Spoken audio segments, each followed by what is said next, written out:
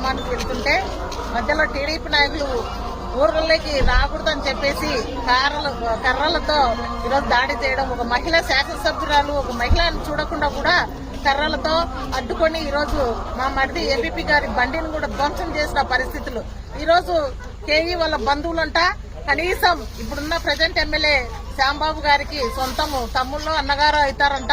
కనీసం వాళ్ళతో జత కలిపి ఆ గ్రామస్తులు కూడా ఈరోజు ఆ విధంగా రౌడీజానికి పాల్పన్నారు. గత చరిత్రలో ఎక్కడా కూడా లేదు ఇటువంటి చరిత్ర.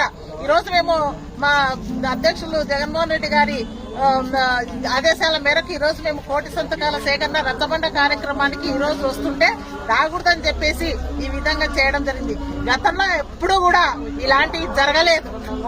ఒక మాజీ మహిళా శాసనసభ్యురాల పైన ఇలా దాడులు చేస్తుంటే సామాన్య ప్రజల పరిస్థితి ఏంటని మేము అడుగుతున్నాం. ఈరోజు ఇవన్నీ కూడా ఎంత ఈ కూటమి ప్రభుత్వంలో ఏ విధంగా దిగజారినారు, ఏ విధంగా వీళ్ళ చరిత్ర ఉంది ఒకసారి చూసుకోవాలి.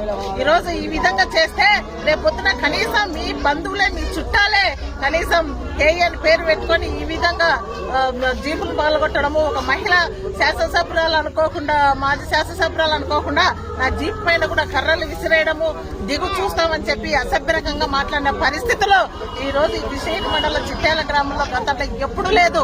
ఈ రోజు చూస్తున్నాం.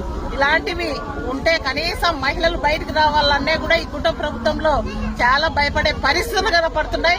ఈ రోజు చాలా దారుణమైన సమస్య. కానీ ఇలాంటి దుర్మార్గులకు దయచేసి చెప్తున్నాను, పోలీస్ అధికారులకు కూడా వీళ్ళపైన చాలా కఠినమైన చర్యలు తీసుకోవాలని చెప్పేసి పోలీస్ అధికారులకు కూడా నేను తెలియజేస్తున్నాను.